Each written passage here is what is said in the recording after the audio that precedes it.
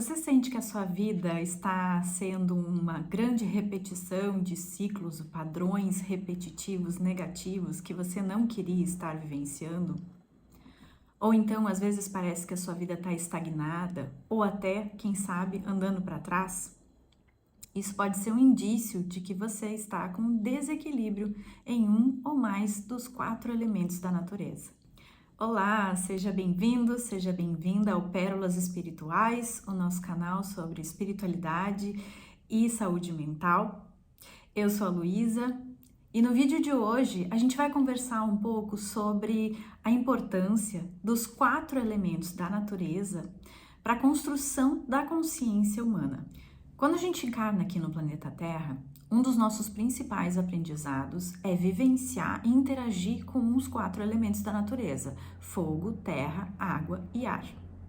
A gente pode ver que esses 4 elementos eles estão presentes em muitas áreas, né? Não só no ocultismo, na astrologia, né? Mas textos antigos como os védicos, de 5.000 anos atrás, já falavam da importância da nossa experiência com os 4 elementos. Então, os 4 elementos, eles são a base de muitas filosofias e também da nossa experiência aqui no corpo físico.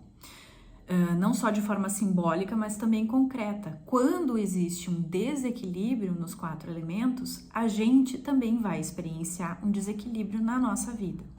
Para quem conhece também um pouquinho de tarô, sabe que os elementos também estão lá nos 4 naipes do tarô, enfim.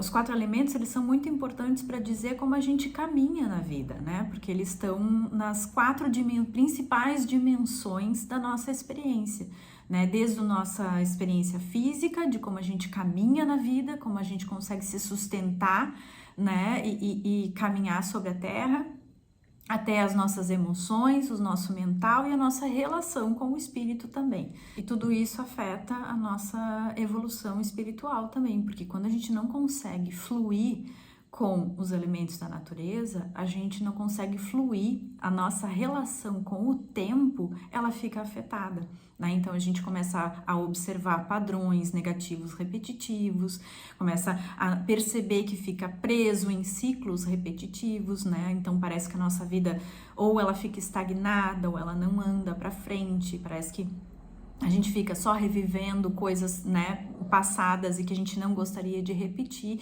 e tudo isso pode ter uma relação em como a gente está vivenciando, né, os 4 elementos, né? Se eles estão em desequilíbrio, a gente vai observar que a nossa vida vai estar em desequilíbrio também.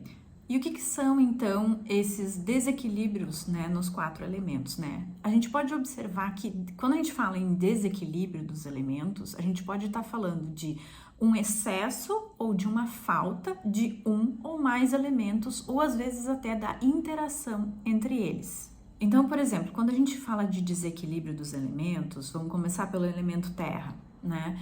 O elemento terra, assim como no tarô o naipe de ouros, fala sobre a nossa vida material, né? Fala sobre como a gente se sustenta na terra, como a gente se enraiza, né? Como a gente caminha sobre a terra. Então, quando a gente tem problemas para nos sustentar mesmo, né? Questões relacionadas à nossa vida material, à nossa vida financeira, né? Como a gente se estrutura na vida, né? A gente vai observar que quando a gente não consegue fazer isso, né, ou quando a gente tem dificuldades nessa área, né, que corresponde mais à nossa vida material, a gente tem desequilíbrios no elemento terra. Então, a gente pode, por exemplo, ter um excesso de elemento terra em que a gente se torna, por exemplo, muito materialista, muito seco, muito rígido, muito cético, né? Isso fala muito de um excesso de elemento terra, né? Ou, por exemplo, a gente pode ter o contrário disso, que é uma falta de elemento terra, então a gente vai ter dificuldades com a nossa vida financeira, dificuldade em ganhar dinheiro, né? Dificuldade em se sustentar, né? Em ter uma estrutura, né, na vida. Isso tudo está relacionado a desequilíbrios, então, do elemento terra. Quando a gente fala de desequilíbrio no elemento água, a gente está falando sobre como a gente experiencia as nossas emoções, como a gente regula e como a gente tempera, né, as nossas emoções. O desequilíbrio no elemento água, por exemplo, quando a gente vai para um excesso de elemento água, a gente pode perceber aquela pessoa que tem expressão emocional exagerada, né? Ou seja, aquela pessoa que é excessivamente emotiva, que chora por qualquer coisa, né? Que é aquela pessoa que a gente diz que é aguada, né? Às vezes a gente vai notar uma dificuldade, né, de se adaptar, né, a algumas questões, porque a água é o que faz a gente fluir na vida. A água flui, né, ela se adapta ao espaço onde ela se encontra, né. Então, quando a pessoa tem um desequilíbrio no elemento água, muitas vezes ela vai apresentar dificuldades em se adaptar a situações, se adaptar a mudanças, né.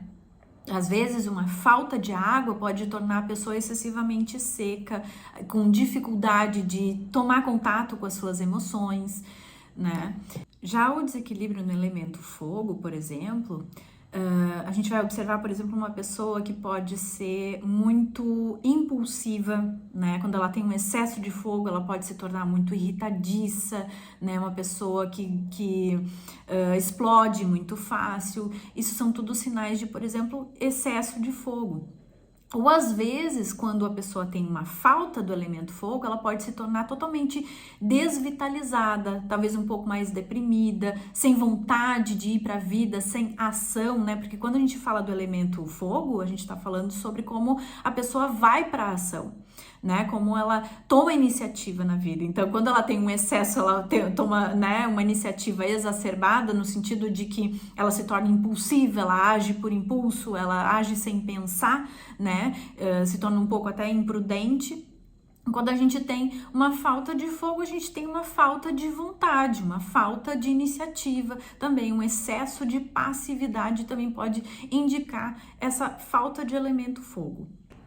E o elemento ar? Onde é que a gente observa, né, os desequilíbrios do elemento ar? O elemento ar, ele trata do nosso mental, de como a gente organiza o nosso pensamento, né, de como a gente consegue aprender, de como a gente raciocina, né? Então, quando a gente vê desequilíbrios no elemento ar, a gente vai ver desequilíbrios no pensamento, desequilíbrios no raciocínio, no aprendizado, né? Então, pessoas, por exemplo, que têm um excesso de elemento ar, muitas vezes elas têm dificuldade de organizar o pensamento. Elas podem ter o pensamento muito acelerado, né? É como se fosse a mente da pessoa é uma ventania, né? Então, tem um excesso de pensamento muito acelerado, não consegue se concentrar. Isso tudo tem a ver, né, com um excesso de elemento ar. Ou, às vezes, uma falta de elemento ar torna a pessoa, por exemplo, pode apresentar dificuldades de aprendizagem, dificuldade de associar ideias, né, de colocar as ideias em ordem,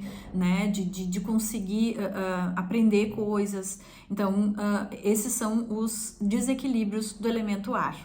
Para que a gente possa aprender a equilibrar, né, a nossa relação com os 4 elementos, é muito importante, em primeiro lugar, a gente saber se observar.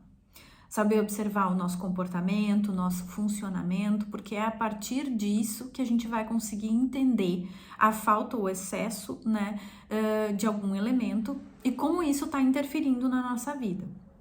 Existem uma série de terapias que podem, né, nos ajudar a fazer o equilíbrio dos elementos, inclusive a yoga, né? E o uso de florais também é muito interessante em relação a equilibrar, né, a nossa relação com os 4 elementos, mas o primeiro passo mais importante é aprender a se observar.